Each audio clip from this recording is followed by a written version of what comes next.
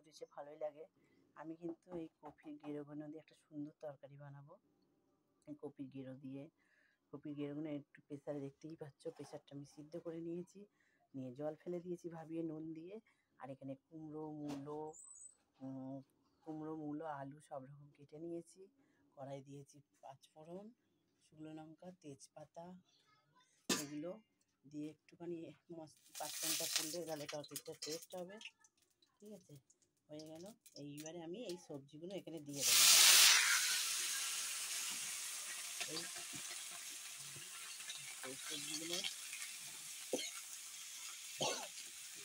এই সবজিগুলো বন্ধুরা এখানে দিয়ে দেবো।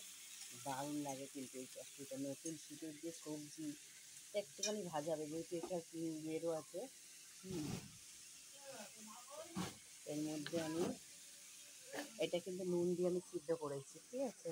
তাও এর মধ্যে আমি একটু এই সবজিটার মধ্যে নুন দেবো,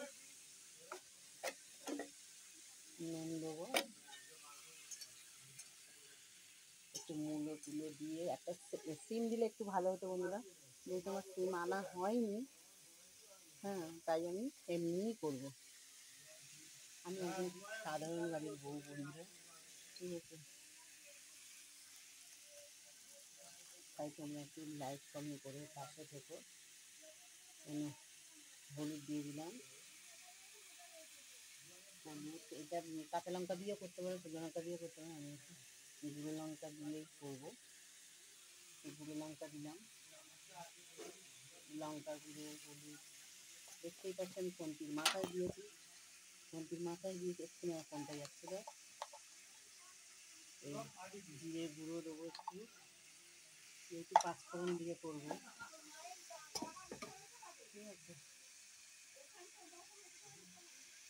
আর এখানে ধনে দেবো।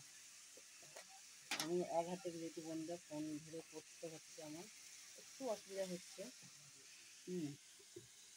দিয়ে আমি ওকে নাড়বো। এই যে আমি এই সবজিটাকে নাড়লাম, নেড়ে কপির গেঁড়োটা দিয়ে দেবো।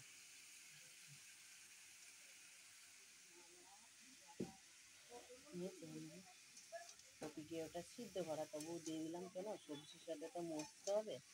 মজলে আমি কিন্তু এক চাপালে সব দিয়ে দিলাম বন্ধুরা। যদি হাতে সময় কম থাকে তাহলে কিন্তু এরকমভাবে রান্না করতে পারো, দারুণ হবে। মিষ্টিও দিয়ে দিলাম। তোমরা আমার মতন করে একটু করে দেখো, যদি ভালো না লাগে আমাকে কমেন্ট করে বলো, দারুণ লাগে। কিন্তু আমি সবজিটায় জল দেবো না, এইটাই কোনো জল পড়বে না, এটা ভাবে হবে। এটাকে দিয়ে আমি পুরো আমি সিমে দিলাম।